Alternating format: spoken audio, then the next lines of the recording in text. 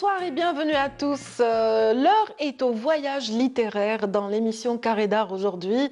D'abord un voyage lyrique et poétique avec l'œuvre de Hamid Larbi qui sera en direct avec nous à partir de Montpellier.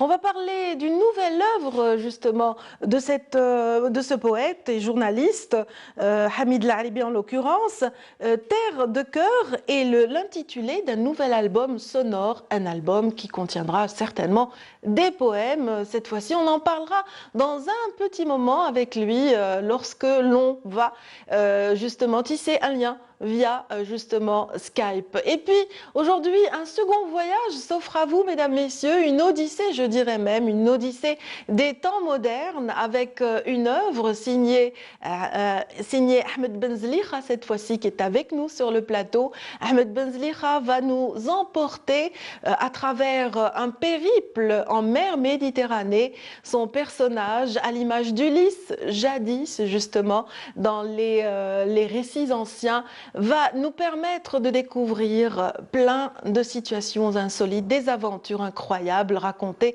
par Ahmed Benzelicha ici présent. Bienvenue. Merci de me recevoir. Bonsoir et bonsoir aux auditrices et auditeurs. Je suis très heureux d'être avec vous pour ce voyage littéraire et heureux aussi que ça soit sous les auspices de la poésie avec notre ami Hamid Larbi. Merci beaucoup. Tout le plaisir est pour nous aujourd'hui, Ahmed Benzelicha. Je rappelle pour ceux qui ne vous connaissent pas que vous êtes d'abord écrivain et chroniqueur de presse, et puis linguiste, financier, spécialiste en communication. Vous êtes diplômé, c'est un petit point commun avec notre second invité, Montpellier. Absolument, donc de Montpellier, Constantine, l'université de Constantine d'abord. Et puis Constantine, effectivement. Oui, donc et vous avez également occupé des fonctions supérieures, notamment auprès de l'UNESCO. Absolument, oui. Voilà. Bon, comment vous faites pour avoir autant de diversité dans le parcours? Je ne fais rien et je laisse les choses se faire d'elles-mêmes. Je suis un peu à l'image de ce héros que vous évoquiez, de cet Ulysse donc. Oui. Et je laisse les choses me mener, la mer m'emporter. Et bon, de temps à autre, il y a des haltes, il y a des aventures, des changements de cap, effectivement. Des changements de cap, des stations et des ports. Mais comment peut-on passer justement du linguiste au financier? Bien, là par exemple, pour être franc, ça a été commandé, je dirais, par les événements qu'a connus malheureusement notre pays au début des années 90. Et j'avais commencé d'abord par être journaliste, et puis à un certain moment, la situation qui prévalait à l'époque n'était pas, disons, de tout repos. J'étais jeune et je venais de me marier. Et puis, pour des raisons strictement financières, je me suis dirigé vers les assurances et la banque. Et j'ai préparé de nouveaux diplômes et je suis devenu ce qu'on nomme financier. Voilà. Oui, donc le financier tout en demeurant tout à fait. Linguiste et amoureux de la littérature et du verbe en général. D'accord. Donc justement, ces voyages à travers le verbe, à travers les mots, vous les partagez justement avec votre lectorat. En l'occurrence, ce dernier ouvrage dont on va parler essentiellement dans cette émission, oui. Elias, qui est justement ce périple extraordinaire, cette odyssée des temps modernes, je le disais. Oui. Et donc j'ai l'impression qu'il y a donc à travers toute cette variété de chemins que vous avez empruntés dans la vie, il y a une similitude quelque part avec votre personnage. Ah, je ne sais pas, c'est vous qui m'avez mené vers ce parallèle, peut-être inconsciemment. Il est possible que ça ait eu quelque influence. Mais bon, au premier abord, je ne pense pas. Elias, le héros, habite une cité imaginaire qui s'appelle Stasis, qui est en proie à quelques troubles, je dirais. Et puis, bon, comme tout être humain, il aspire à mieux. et il décide de partir, de voyager à la recherche d'un mystérieux masque. Tout à fait. Un masque qui révélerait tout le sens de la vie ou les réalités, les vérités. Oui. Voilà, quelque part, c'est un questionnement existentiel. Et le masque, peut-être, n'est pas celui auquel on pense. Tout à fait. En tout cas, ces illusions, ces désillusions, il les vivra à travers tout un périple en Méditerranée et même au-delà, à travers ce que vous racontez. Certains personnages de votre livre vont nous emmener jusqu'à l'Himalaya, par exemple. Absolument. C'est-à-dire qu'en fait, avant que d'aller vers l'Himalaya, un des personnages va, par exemple, à Prague et il rend visite au vieux cimetière de Prague où repose Franz Kafka. Tout à fait. Et là, c'est un premier clin d'œil à l'œuvre extraordinaire de Franz Kafka. Oui. Notamment, je pense au procès et à la métamorphose. Et puis, effectivement, le long de non seulement de l'évolution de l'histoire et de la narration, mais aussi des aventures qu'a pu connaître le héros. On se retrouve au Pakistan, du côté d'une montagne qu'on appelle la montagne tueuse. Et cette montagne qui rappelle un peu, par certains aspects, le mont Sinaï. Et donc, il y a, si vous voulez, un parallèle qui, au premier abord, n'est pas évident entre le Sinaï de Moïse, de Sidna Moussa alayhi salam, et cette montagne mystérieuse. Qui aurait peut-être abrité justement les peuplements Gog et Magog du temps d'Alexandre de Macédoine. Absolument. Et donc là, il y a, si vous voulez, une sorte de télescopage entre le passé, le présent, les mythes, que ce soit la mythologie ou les croyances religieuses. Et donc, il y a deux chemins qui sont peut-être complémentaires, mais qui, en tout cas, ont quelque part la même source, celui de l'Occident et celui de l'Orient. Et à un certain moment, il y a une jonction, la jonction des deux, qui se fait à travers le personnage principal et peut-être à travers le masque aussi. À travers le masque, mais ce personnage aussi qui passe du rêve à la réalité, au fantasme, comment dire, à la quête de soi aussi, mais je ne sais pas, tout au long de ce parcours. En fait, vous parlez de rêve, mais c'est peut-être la réalité en fait. Oui, en tout cas. Même ces fantasmes sont peut-être réels, parce qu'à aucun moment on est vraiment sûr que ce soit le rêve ou la réalité. Oui, mais c'est ça le propre de la littérature, c'est d'installer une sorte je dirais, de no man's land. Peut-être dans la tradition mystique, on dira une sorte de barzakh, où on ne sait pas exactement si on est en vie, si on est mort, si on est... si on a vraiment croisé les personnages que l'on vient de décrire ou pas. Oui, effectivement. Et donc là, il y a tout un jeu assez complexe, assez subtil, mais tout à fait... comment dirais-je, identifiable, reconnaissable, si on prend la peine, bien sûr, de faire quelques recherches, de s'organiser de manière à ne pas voir seulement ce qui apparaît au premier abord, mais d'aller un peu plus profondément dans le texte. On dit que les voyages sont vraiment une véritable nourriture pour l'esprit. Est-ce que ce sont les voyages qui vous ont inspiré ou est-ce que vous êtes comme ça, voilà, vous êtes né aventurier quelque part, curieux des civilisations, curieux de la culture d'autrui? Absolument, de toutes les cultures, je dirais de tout ce qui fait la richesse des hommes, des sociétés qui pour moi sont toutes complémentaires et sont toutes issues de la même origine. Mais en tout cas, elles sont les dignes représentantes de ce qu'il y aurait de meilleur en l'être humain, quel qu'il soit. Oui. Non, mais ce qui est intéressant, c'est justement, moi ça me rappelle un autre auteur, Amin Malouf en l'occurrence, qui lui voyage entre les cultures, les civilisations, qui les fait évoluer ensemble parfois comme ça, des voyages incroyables. Avec votre ouvrage, Elias, on a cette impression justement d'entrer dans des univers qu'on ne connaissait pas. Oui, avec Elias, mais aussi avec d'autres livres, avec la Fontaine de Sidi Hassan, par exemple, où il s'agit véritablement d'un roman historique. Et donc là, on est vraiment dans l'histoire. Si, bien sûr, le parallèle avec Amin Malouf, qui m'honore, est pertinent.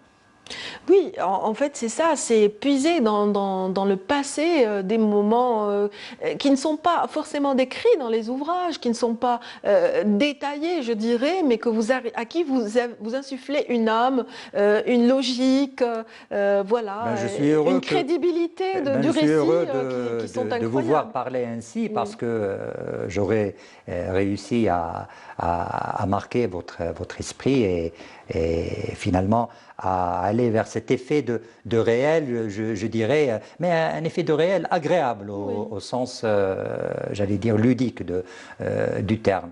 Et je crois que c'est l'accomplissement de tout projet littéraire. Pouvoir créer quelque chose qui soit agréable au lectorat et qui lui permette de connaître quelques moments de plaisir et de joie. Et puis de se retrouver ailleurs. C'est-à-dire que aussi les livres, c'est une manière, c'est une source d'évasion aussi pour l'esprit. Et avec vos livres, on voyage complètement. La fontaine de Sidi Hassan en l'occurrence, vous mettez en scène un peintre espagnol, un moment crucial aussi, un moment, voilà, une période charnière de l'histoire de l'Algérie. Juste avant l'occupation. Voilà, c'est en juin 1830 donc, et nous sommes à la veille d'un événement tragique pour les Algériens, qui est celui de l'arrivée des occupants français. Et je m'essaye un peu de retracer cette atmosphère à travers des référents historiques, mais aussi à travers quelques épisodes tout à fait imaginaires. Tariq, par exemple, l'arme secrète n'a jamais existé, mais elle est si, je dirais, si vraisemblable qu'il y a eu des amis journalistes qui m'ont dit: est-ce que effectivement cette arme a existé, est-ce qu'elle a été utilisée par Ahmed Bey, alors qu'en fait c'est tout à fait imaginaire. Il s'agit d'abord d'une arme imaginaire, ensuite d'une symbolique que j'invite les lectrices et lecteurs à découvrir dans La Fontaine de Sidi Hassan. Oui, en tout cas, il y a une profusion de personnages qui entourent ce peintre qui vient justement pour réaliser le portrait d'Ahmed Bey. Et il y a une profusion de personnages que vous décrivez, dont comment dire, la personnalité transparaît à travers votre description.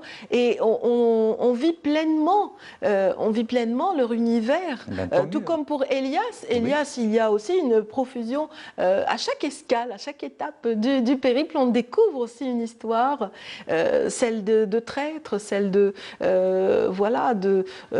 démagogues, celle de voilà, des poètes qui sont nés dans des univers qui ne sont pas forcément ceux des poètes. Absolument, absolument. Mais en fait, c'est un peu une sorte de puzzle, et c'est à la lectrice et au lecteur de reconstituer le puzzle, mais avec beaucoup de plaisir. Je pense, moi qui ai eu du plaisir à écrire ce récit, je pense que si je peux arriver à partager ce plaisir avec les lectrices et les lecteurs, ça serait le meilleur des cadeaux pour moi.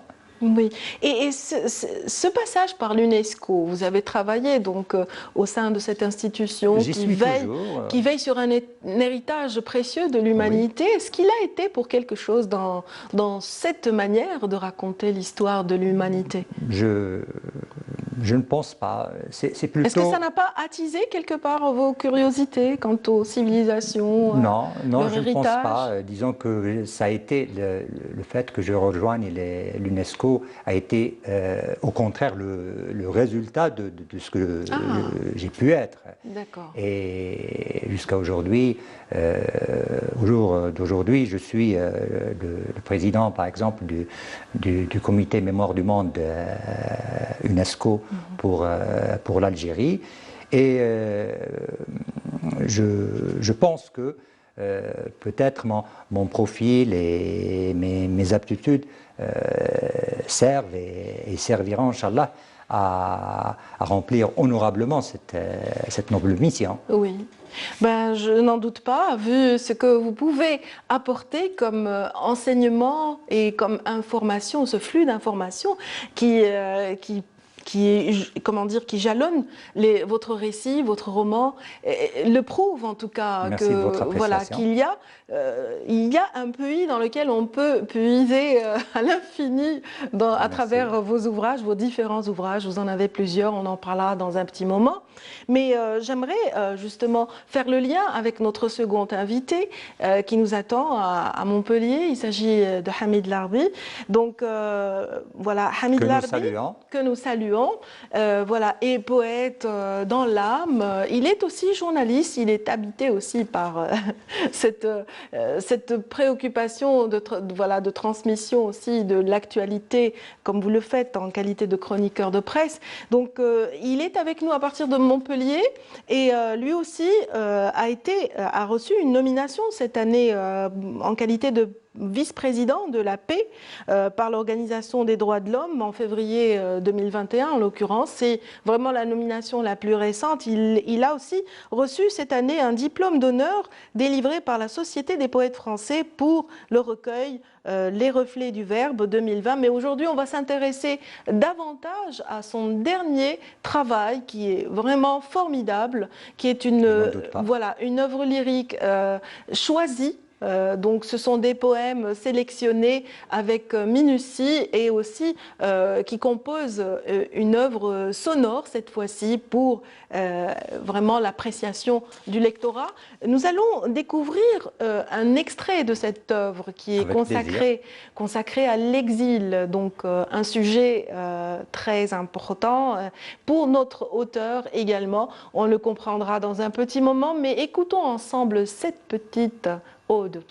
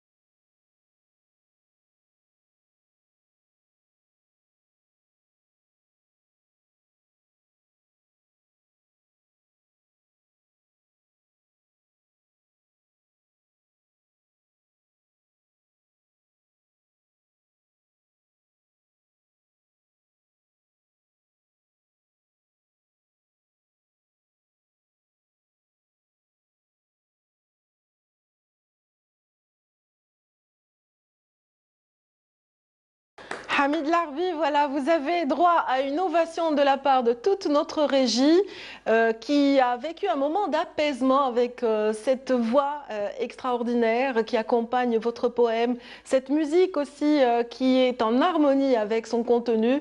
Et puis, nous avons pensé en secret justement à cet exil que vous-même vous avez vécu. Bonjour, vous m'entendez? Oui, bonjour.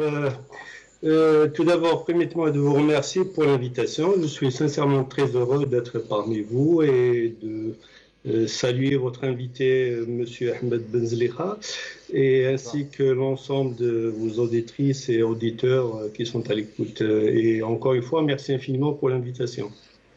En tout cas, nous avons vu, grâce à cette mise en scène, cette mise en image du poème, beaucoup de compagnons d'exil, n'est-ce pas?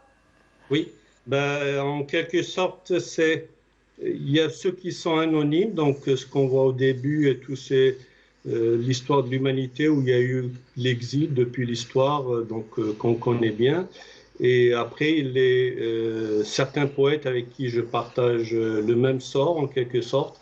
Et dans les trois que je pourrais citer comme ça, auxquels je m'attache beaucoup, c'est Nazm Hikmet, Pablo Neruda et Mahmoud Darwish.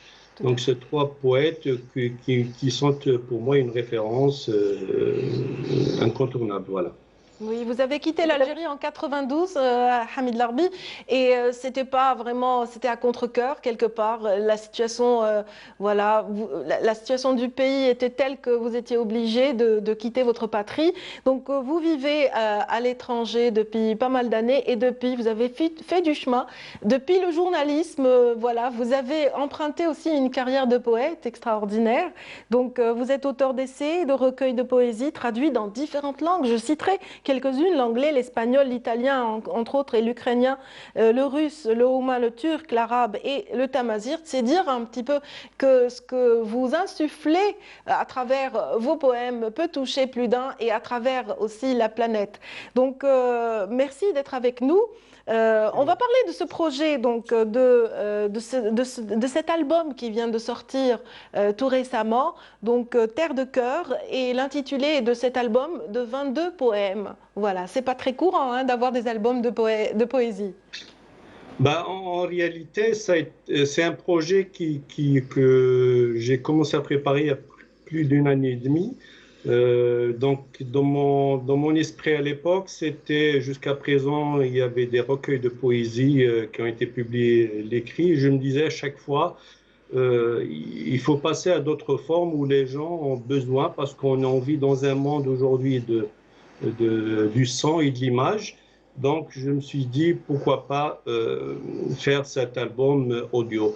Et l'idée a mûri avec le temps, et un jour, lors d'une rencontre ici en France, il y a une femme qui est algérienne aussi, c'est celle qui est la voix qu'on entend, qui s'appelle Zohraït Abbas, qui vit en France. Elle est née en France, elle vit en France. Et un jour, lors de la rencontre, elle s'est approchée, elle m'a dit, voilà, est-ce que je peux, j'ai lu votre livre, elle l'avait acheté avant, elle m'a dit, est-ce que je peux faire une a cappella avec un de vos poèmes? Ben, je lui dis, et de là, j'ai retenu son nom et sa voix. Ça m'a marqué, et après une année, ça a été avec elle qu'on a pu réaliser ce projet de voix dans des studios avec aussi un autre ami algérien, c'est Fethi Tabet, qui nous a prêté les studios pour l'enregistrement et les arrangements de tout l'album. Voilà, la scénarisation justement de l'ensemble de ces poèmes choisis se poursuit, hein, Hamid Larbi. Absolument. Donc, il y a une idée aussi que, bon, on vit avec toujours des rêves, voilà, et des projets. C'est de donner, d'ailleurs, je vous ai prêté quelques mots quand on a eu l'occasion de s'échanger, les mots, on essaie de leur donner une voix et une image. Donc, ce qu'on a fait jusqu'à présent à travers l'audio, c'était l'album. Et je rappelle encore une fois juste que cet album, tout ce qui va en découdre de la vente de cet album et les téléchargements, puisqu'il est présent sur toutes les plateformes de téléchargement, seront destinés l'année prochaine pour un projet pour des fournitures scolaires au Burkina Faso, dans une école pas loin de Ouagadougou. Donc, qui seront destinés à une école pour les enfants, pour financer les fournitures scolaires pour toute une école. Et donc, je disais pour le projet de l'image, donc il fait son chemin. Il y a un ami scénariste qui est en train, qui a pris pas mal de poèmes et qui est en train de mettre un scénario pour que ce soit sous forme d'un documentaire film qui sera destiné en premier lieu, puisque dans cet album, il y a des thématiques qui sont abordées, telles que l'exil, migration, les égalités hommes-femmes, les enfants et la guerre, l'amour, la paix, le racisme et l'environnement, la terre aussi. Donc il y a une dizaine de thématiques qui seront mises en image et il y aura un scénario. Et d'ailleurs, votre invité m'a inspiré quelque chose peut-être? Ben, ça m'a inspiré. Je pense qu'il y a pas mal, au-delà de l'aspect de Montpellier, il y a pas mal de choses en commun, puisque mon idée principale était partie, puisque je vois qu'il s'intéresse beaucoup plus à la mythologie grecque. Moi, c'était un parcours au départ, c'était parti sur l'aspect de Cadmos qui va chercher l'Europe, donc dans la mythologie grecque. Et sa sœur, l'Europe, qui a été kidnappée par Zeus, il lui a été ordonné par son père d'y aller chercher sa sœur. Et il fait son voyage, et je crois que c'est ce qui est le thème de son livre aussi. Ça parle de le voyage à travers la Méditerranée. Il va à travers la Méditerranée à la recherche de sa sœur qu'il ne retrouvera jamais. Et donc, c'était l'idée au départ de faire ce parcours de quelqu'un qui raconte et qui va chercher à travers la Méditerranée. Il rencontre tous les mots MAUX qu'on rencontre aujourd'hui dans le monde et dans la Terre, sur la Terre en général. Hamid Larbi, justement, Cadmos cherche l'Europe, ça a été aussi l'intitulé d'un séminaire international que vous avez eu à organiser, à orchestrer, n'est-ce pas? Et vous avez aussi cette facette qui n'est pas très connue d'organisateur de ce type de séminaire lié à la Méditerranée, entre autres. Autre point commun avec notre invité qui s'est intéressé à travers Elias à la Méditerranée. La pensée méridienne également était un autre intitulé justement de séminaire. Et puis, ce qui m'interpelle le plus, c'est le tout dernier, la paix entre les peuples. Donc vous avez ce côté altruiste, vous réfléchissez profondément aux maux de l'humanité et aux maux de la terre justement que nous occupons. Et c'est à travers des hommages et aussi des descriptifs lyriques de vos poèmes que vous transmettez des messages dans ce sens.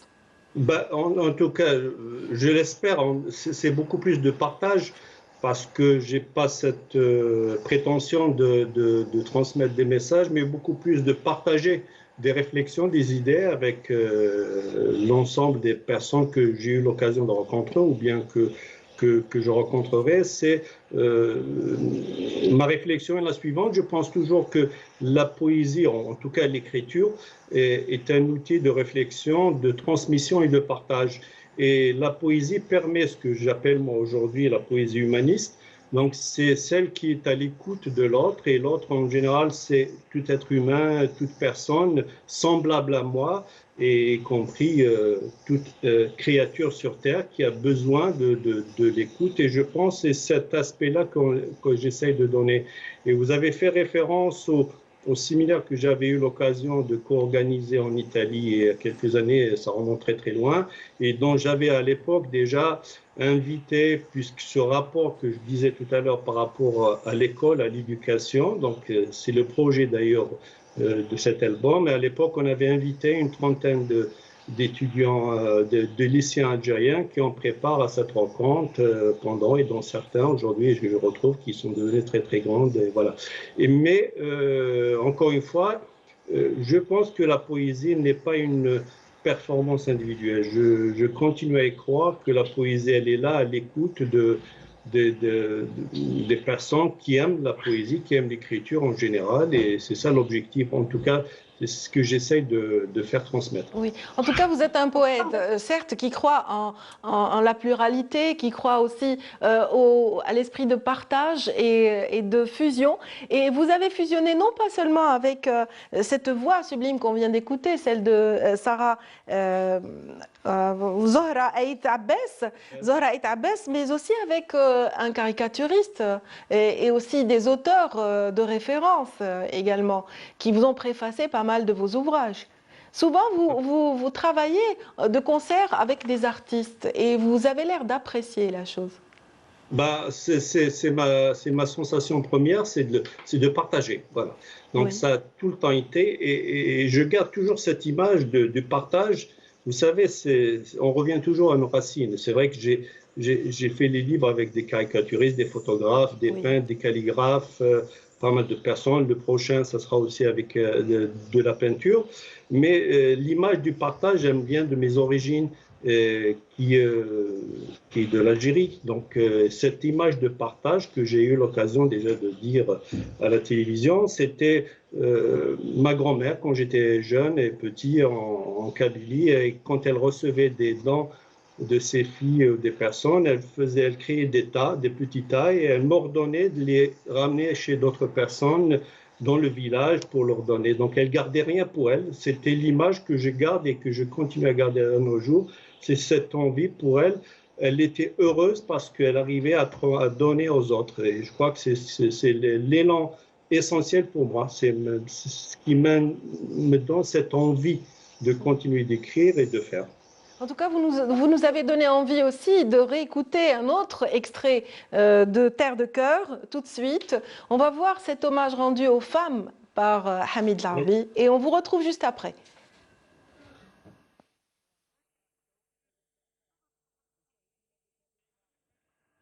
Oui, donc le temps que l'image nous parvienne, je rappelle donc à Hamid Larbi que vous avez justement dans votre parcours réalisé nombre d'œuvres, Les racines de la crise en Algérie, édité en Italie aux éditions Punto Russo, et puis 2001, un autre recueil, Ce chant de mots qui lui vous a permis justement de collaborer avec ce caricaturiste empreint d'humour. Gibbs, et puis voilà, et qui revient aussi sur un autre de vos ouvrages, Lettres sans l'ombre, préfacé par Rizq El Arbi et aux éditions APIC. Voilà, j'ai cité quelques-unes de vos œuvres pour que le téléspectateur puisse aussi se documenter ou faire sa propre recherche et se faire son opinion. Donc, je pense que l'extrait est prêt. On va revenir vers vous dans un tout petit instant.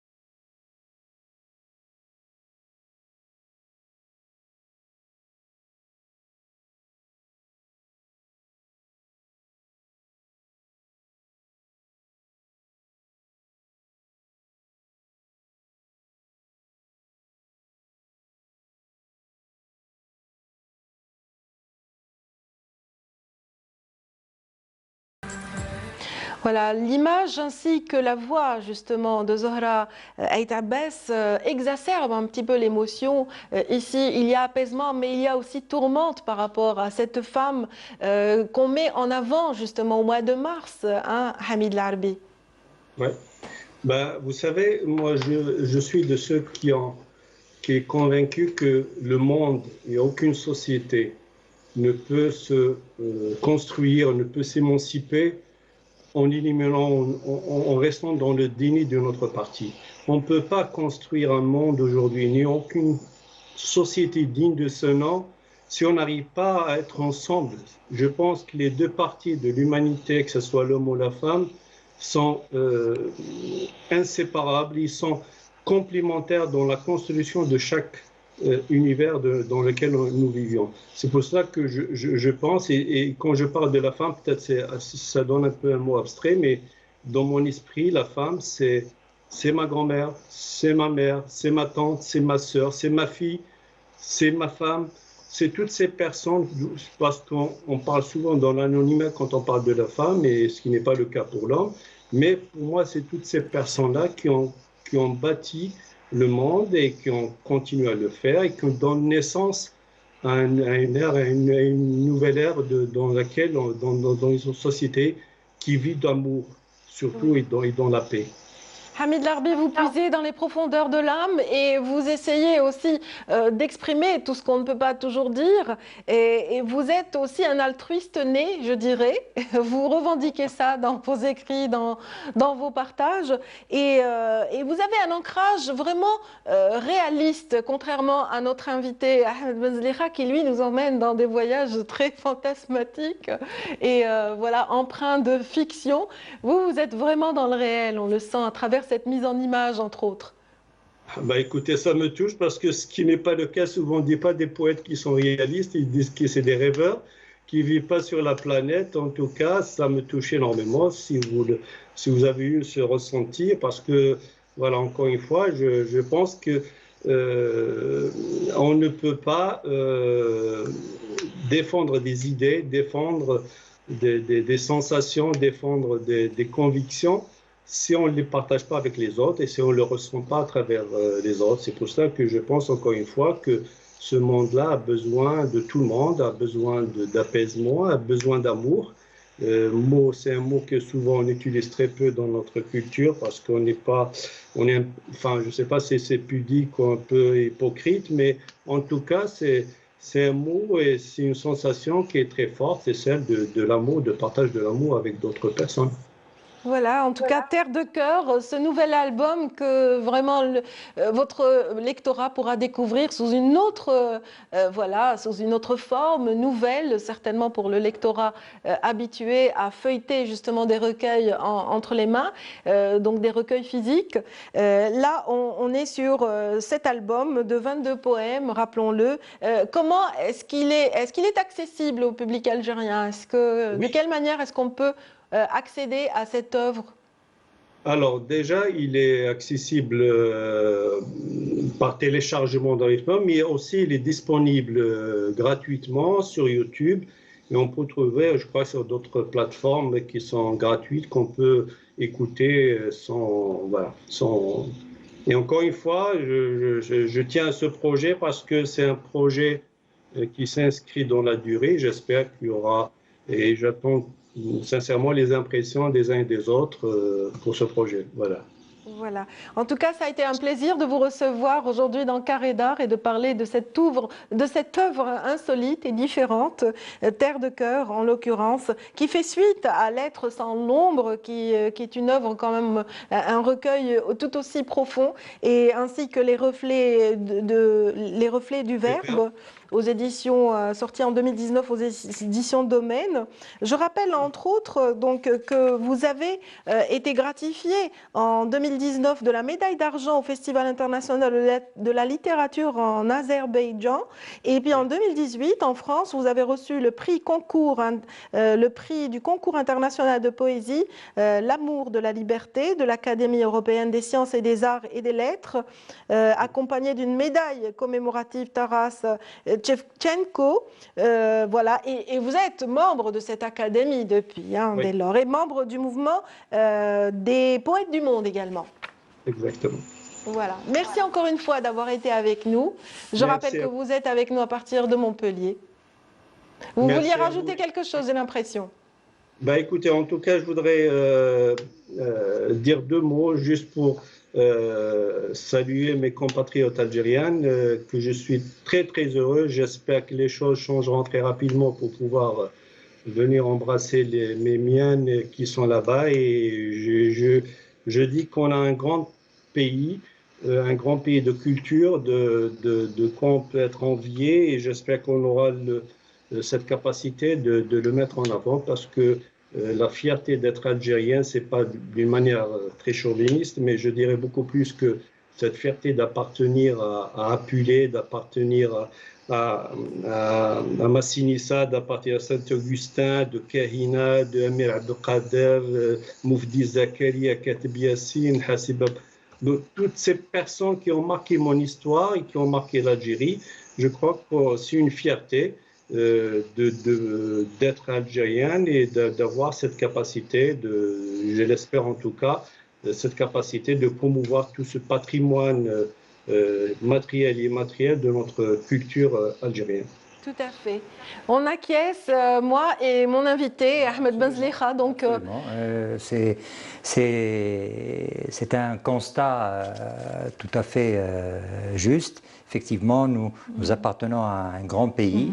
Il n'en reste pas moins que nous nous devons de mériter cette appartenance par notre travail, par nos efforts, par ce que nous pouvons déployer, chacun à son niveau, comme œuvre, comme projet, pour être au service du pays, de notre société. Vos œuvres contribuent efficacement justement à cette connaissance de l'Algérie et de son histoire, lointaine ou récente.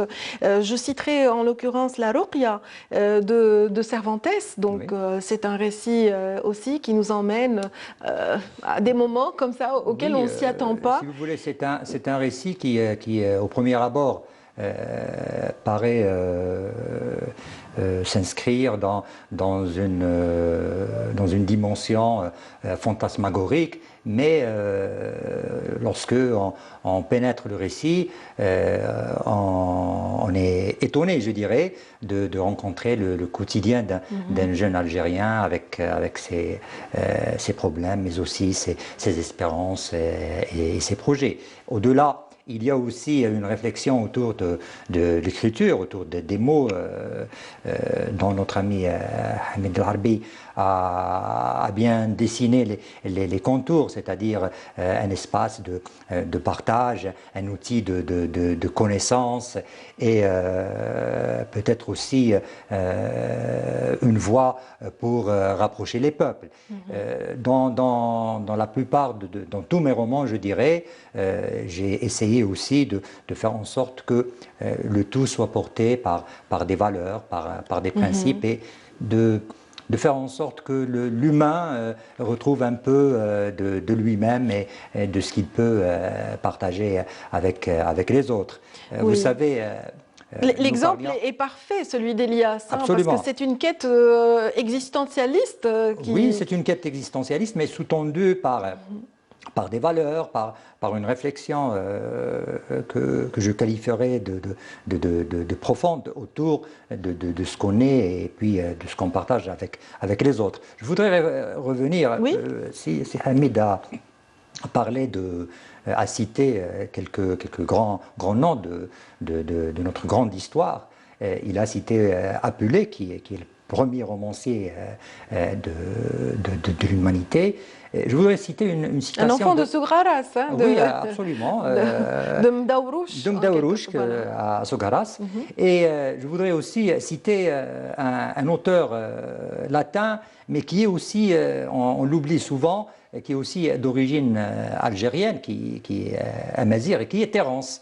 Oui. Terence qui a souligné que, dans une de ses citations, qu'il est homme, qu'il était homme, et que rien de ce qui est humain ne saurait lui être étranger. Et je pense que par le biais de la poésie, comme notre ami Hamid Larbi, ou par le biais du roman en ce qui concerne ma modeste personne, nous contribuons un peu à voir en l'autre quelqu'un de moins étranger, quelqu'un qui n'est pas si autre que ça, et que tout, absolument tout, rapproche de nous.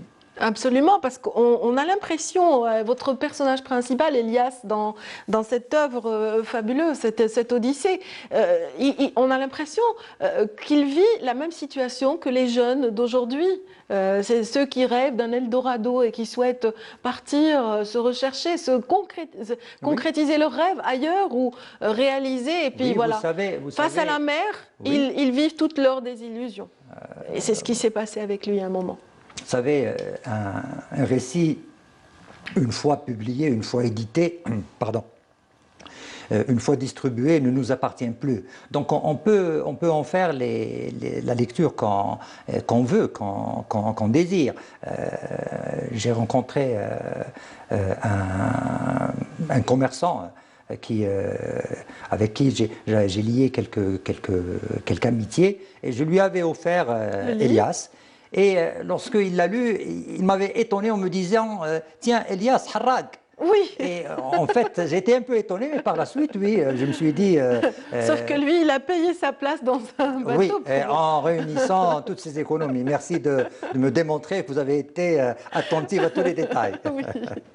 Voilà, toute cette fortune qu'il a quelque part gaspillée en cherchant ailleurs ce qu'il avait peut-être laissé chez lui. Oui. Et il réalise toute la valeur de ce qu'il a laissé derrière lui, oui.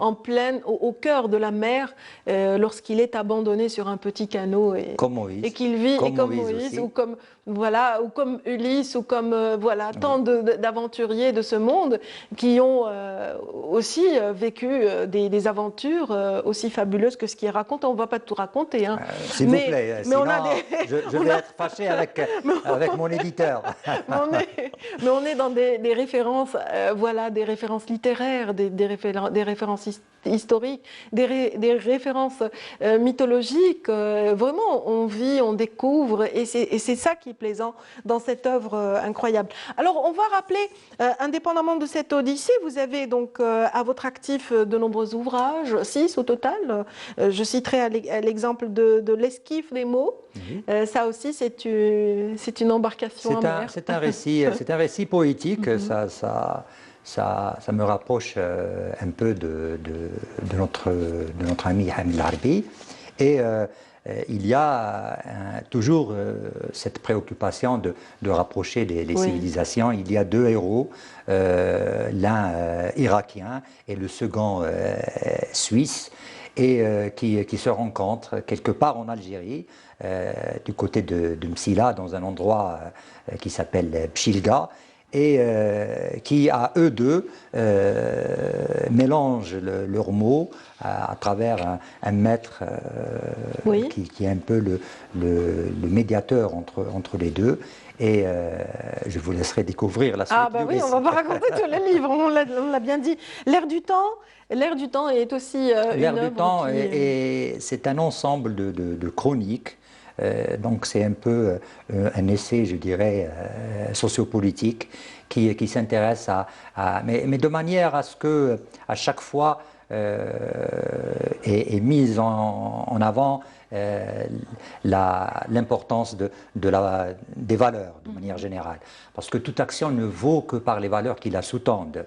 Et donc c'est une lecture, je dirais, philosophique de la situation sociopolitique qui a prévalu ces dernières années. Et vous n'oubliez pas le journaliste qui est en vous à travers vos essais, et notamment un essai en particulier, Presse algérienne, démocratie et éditoriaux. Donc vous décryptez un petit peu l'univers du journalisme, des médias, du discours aussi, du fonctionnement du discours et de ce qu'on nomme les stratégies argumentatives, notamment politiques. Voilà, c'est dire un petit peu la variété de pensées et d'idées qui sont véhiculées par vos ouvrages. Ahmed Bazlicha, donc on rappelle que vous êtes ici surtout pour la promotion de cet ouvrage, Elias Merci en de me l'occurrence. recevoir et de me donner l'occasion de parler de D'Elias. ce livre, d'Elias. Oui. Oui. Et Elias, oui. Oui, allez-y. Non, moi, ce qui me passionne dans cette lecture, c'est le flux de petits détails qui sont chargés justement de connaissances. Et ça, c'est fabuleux. C'est vraiment un véritable voyage. Oui, je m'honore de votre appréciation. Vous savez, il y a un personnage, vous l'avez certainement découvert.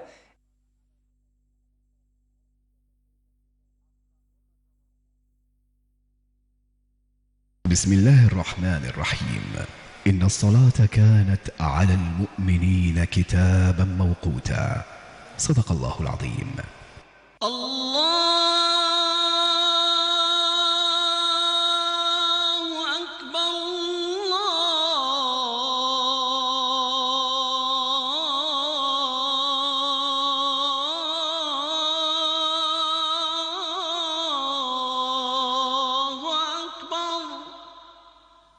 أشهد أن لا إله إلا الله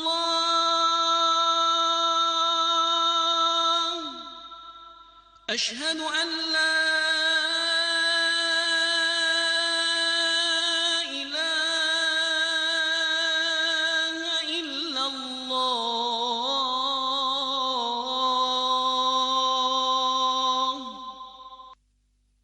أشهد أن محمدا رسول الله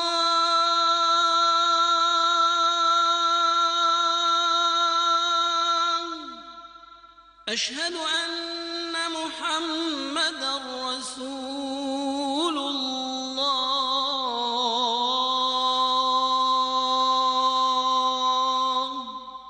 حي على الصلاة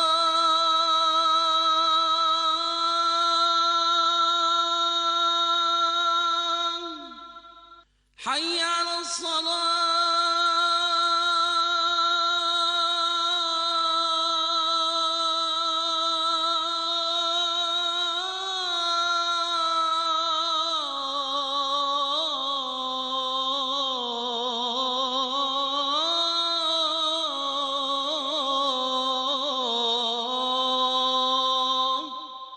حي على الفلاح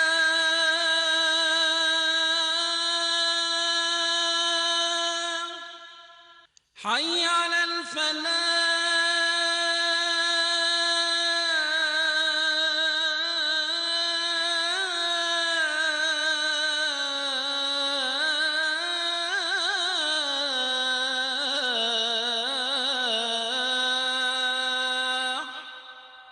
الله أكبر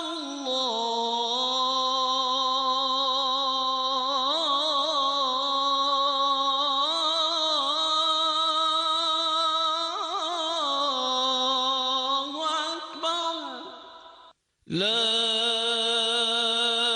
إله إلا الله